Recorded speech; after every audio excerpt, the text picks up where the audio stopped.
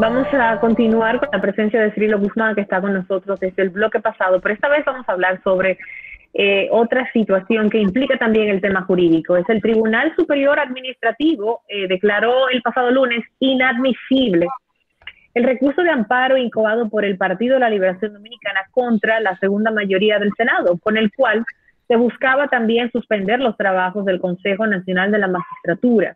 Con la decisión de la jueza de ese tribunal, Luisa Canaán, la segunda mayoría en el Senado de la República continúa ostentándola el partido La Fuerza del Pueblo, por lo que le corresponde al miembro representante ante el Consejo Nacional de la Magistratura. O sea, le corresponde un miembro representante. Para hablar de este tema, recibimos al jurista Manuel Fermín, quien es representante legal de La Fuerza del Pueblo ante el recurso conocido, y Cirilo Guzmán, que está con nosotros desde el bloque anterior, como ya decía. Bienvenido, Manuel, qué bueno tenerte con nosotros. Gracias, Miralba, por la invitación. Un verdadero honor estar aquí con ustedes en este programa. Un tema que ha traído mucha controversia, ese tema de la segunda mayoría y de ese lugar dentro del tribunal, del Consejo Nacional de la Magistratura. ¿Por qué es tan importante ese lugar? Yo creo que obviamente el tema del Consejo Nacional de la Magistratura es el organismo que constitucionalmente le corresponde la designación de los jueces que integran las llamadas altas cortes. De ahí que los partidos, pues indudablemente deseen participar de la conformación de estas instancias judiciales. Es un poco, ¿no?, de lo que es el ejercicio, es parte de lo que es el ejercicio político, ¿no? Partiendo de esa regulación constitucional. Ya en el pasado hemos visto cómo pues, las corrientes partidarias se han aglutinado, han generado consensos para poder entonces designar esas altas cortes, sustituir los miembros en algunos casos y pues en otros llenar las vacantes que se producen al término de un periodo, que en el caso, por ejemplo, de los jueces del Tribunal Constitucional, ahora es de 9 años, pero ya antes la Constitución había previsto, ¿no?, unos plazos diferentes según pasar el tiempo en esta primera integración del Tribunal Constitucional. Y en el caso de los jueces de la Suprema Corte de Justicia, ¿no?, que duran 7 años en un periodo, con la posibilidad de prorrogarlo por 7 años más. Pero en definitiva es la máxima expresión, este Consejo Nacional de la Magistratura, de lo que es un órgano de consenso, que se supone que es un órgano de consenso para producir las designaciones en las altas cortes. Manuel, háblanos de esta sentencia que ha emitido el Tribunal Superior Administrativo. ¿Cuál era el impedimento de ustedes y qué le acogió el tribunal? Mira, básicamente el Partido de la Liberación Dominicana sometió una acción de amparo en contra del Senado de la República, que es el que mediante resolución, mediante una especie de acto parlamentario no normativo, como le llaman los autores, fue quien determina que que el bloque de partidos que corresponde a la segunda mayoría, eh, pues es en este caso del Partido Fuerza del Pueblo, y también se puso en causa al propio Consejo Nacional de la Magistratura. El Partido Fuerza del Pueblo hizo una intervención voluntaria, tratándose de una controversia que obviamente tenía interés en participar. Eh, entonces, ellos solicitaban que el tribunal les amparara en un derecho fundamental que ellos decían que era el derecho a participar en el Consejo Nacional de la Magistratura, representando esa segunda mayoría. Y hago hincapié que ese era el derecho fundamental. Bueno, la segunda mayoría que se refiere, en este caso la Constitución, que ellos decían, ellos interpretan a que se refiere a una segunda mayoría electoral. Exacto.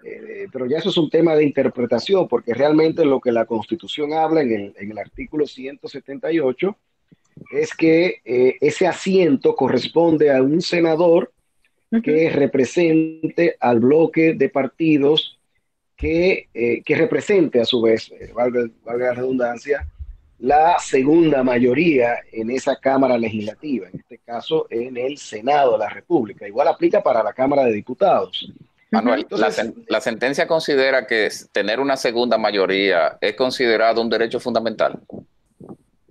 bueno, justamente vamos a esperar las motivaciones del fallo. Lo que yo infiero, partiendo de lo que declaró el tribunal dice que lo que ellos alegaron en las breves motivaciones que el tribunal dio antes de emitir la sentencia, que lo que ellos alegaban no implicaba derechos fundamentales, en este caso del Partido de la Liberación Dominicana, sino que era un control de tipo normativo. Lo que se iba a determinar era si el Senado había contrariado o no el ordenamiento jurídico, pero que no era un problema de derechos fundamentales, y por consiguiente el Partido de la Liberación Dominicana tenía que, en vez de agotar, en vez de ejercer una acción de amparo, tenía que hacer un recurso contencioso administrativo y, si lo hubiese también preferido, una medida cautelar, que es algo distinto, como tú bien sabes,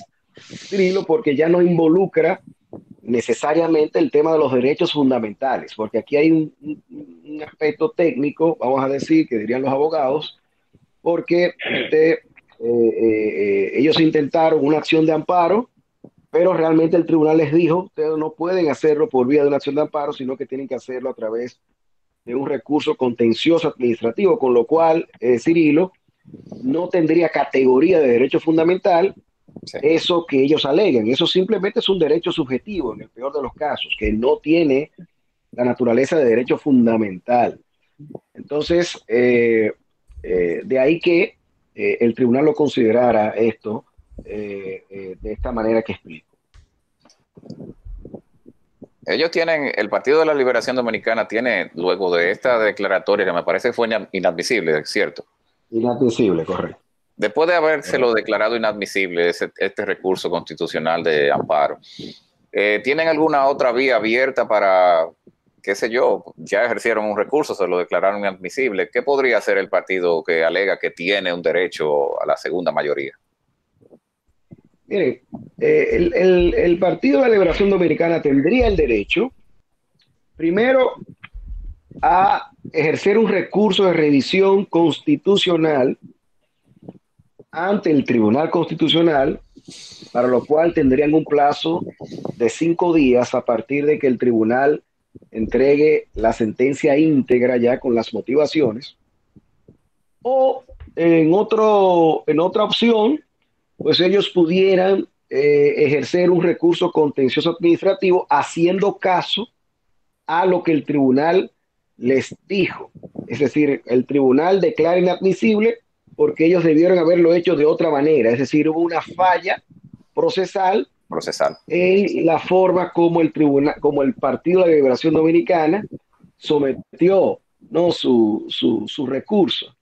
Entonces, esas serían básicamente las opciones que en cualquiera de los casos yo creo que tampoco van a variar la suerte del Partido de la Liberación Dominicana, porque al margen de las consideraciones procesales que como abogado pudiera yo hacer, a mí me parece que este tema está lo suficientemente claro. Y además, lo más importante, hay unos precedentes que ya el Senado de la República mostró incluso en audiencia desde el año 2010.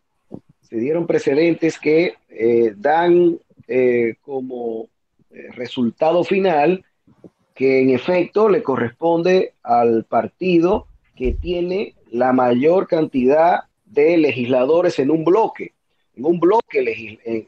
parlamentario. Esos bloques parlamentarios o legislativos se forman al inicio de la legislatura. En este caso, el 16 de agosto, se inscribió un bloque llamado Fuerza del Pueblo. Y ahí se inscribieron un número determinado de senadores, que hoy ya llega a 9. que posiblemente llegue a 10, quién sabe, Wow. Bueno, quién sabe más. Entonces, el tema de la representación de ese bloque que conforma la segunda mayoría corresponde a los senadores. Y eso es algo importante de decir, porque bajo la lectura del PLD pudiera darse el caso de que si todos renunciaran, todos los legisladores renunciaran, porque es un derecho que tienen los legisladores y tienen todos los ciudadanos a renunciar de un partido político libremente. No es cierto que no existe ese derecho, todo lo contrario. O sea, el derecho de asociación implica que usted pueda asociarse, pero también simple y llanamente librarse de esa asociación. Entonces, si fuese así, de que no les quedara un solo senador, pues entonces en la lógica que plantea el PLD, Temístocles Montaz, que sería el presidente interino, pues sería el que va a representar en todo caso al PLD en el Consejo Nacional de Magistratura, algo que se cae de la mata, que no es posible porque la Constitución habla de senadores, Pero, ¿y no resulta un poco contraproducente que quien tenga un asiento en el Consejo Nacional sea un partido que tiene una minoría electoral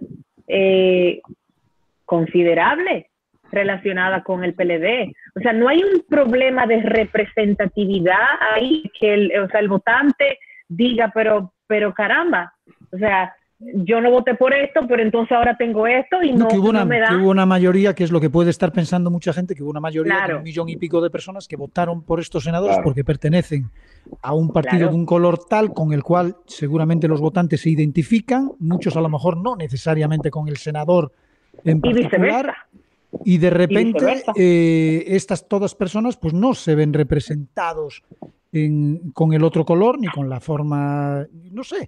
Entonces eso no choca un poquito con el tema representatividad. Sí. Esa es una excelente pregunta que yo responderé poniendo una especie de ejemplo, ¿no? de algo que pudiera pasar. Resulta que los senadores no se eligen por una mayoría absoluta vamos a decir, de 50 más 1. El senador pudiera ser que un senador salga electo por una provincia con un 45% y que, por ejemplo, el partido que le siga haya sacado un 44%, un 43%. Esa situación puede darse en todas las provincias y en el Distrito Nacional.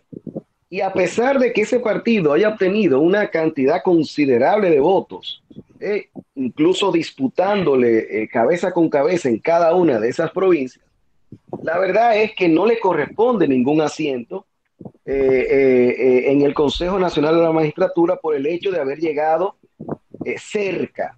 Entonces, parecería un ejemplo extremo, pero lo que quiero decir con esto es que el torneo electoral, las mayorías electorales no senatoriales, no en las cámaras legislativas, diríamos de manera general, culminan el día de las elecciones, ¿no? Entonces, aquí lo que el partido debe hacer o debe preguntarse es cómo un partido político no puede retener ni siquiera a sus legisladores, porque ese es uno de los temas.